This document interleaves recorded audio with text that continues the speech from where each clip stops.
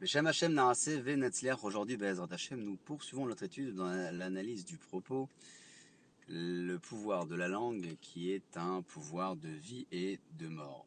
La Shmirat Halashon, la préservation du langage, apprend à découvrir l'image de Dieu chez l'autre et en soi-même. Elle ravive la lumière divine dans ce monde qu'elle élève et amène plus près de la perfection.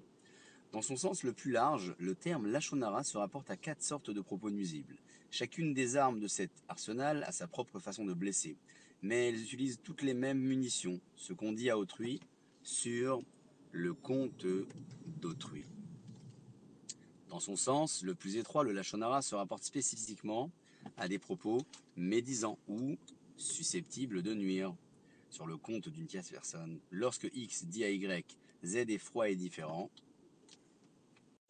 X et Y font du Lashon Hara. X en parlant et Y en écoutant.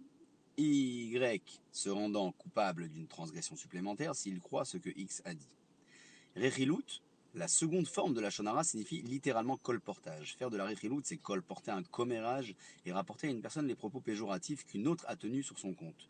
Pour reprendre l'exemple ci-dessus, si Y, après avoir entendu les propos de X, va trouver Z et lui dit « X m'a dit que vous étiez froid et indifférent envers lui », ce sera de la Rechilut.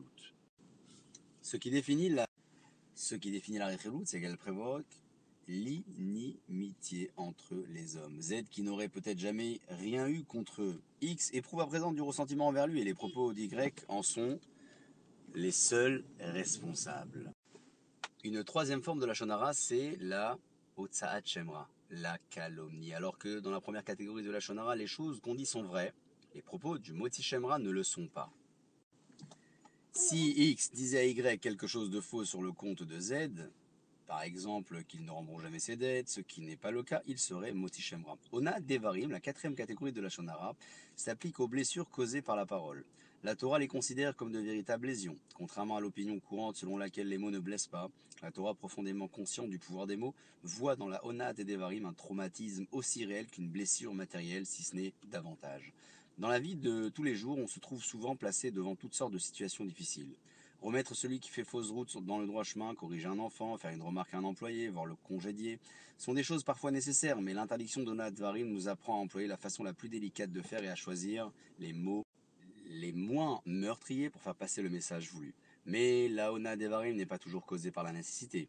C'est souvent simplement le résultat d'un manque de sensibilité ou d'une croyance erronée qu'on peut exprimer franchement ses opinions sur des sujets comme l'aspect d'une personne, un achat, un conjoint, le passé d'un homme ou ses idées, ainsi de suite. Il y a une quantité de sujets délicats qui, lorsque l'on ne les aborde pas avec la sensibilité nécessaire, peuvent blesser l'interlocuteur, lui faire perdre sa confiance en soi et lui donner un sentiment d'incapacité ou d'inutilité.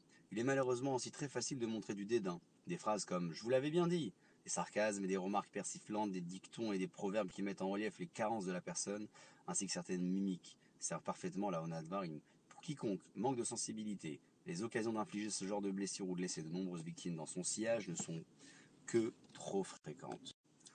En plus de ces catégories de Lashon Hara, le Chavetz Chaim énumère toutes les autres formes de langage dont un juif doit se garder. Les mots de colère et d'orgueil, les paroles trompeuses, mensongères et hypocrites, qui se servent du verbe pour profaner la sainteté de la bouche et détruire les vertus qui caractérisent le peuple juif.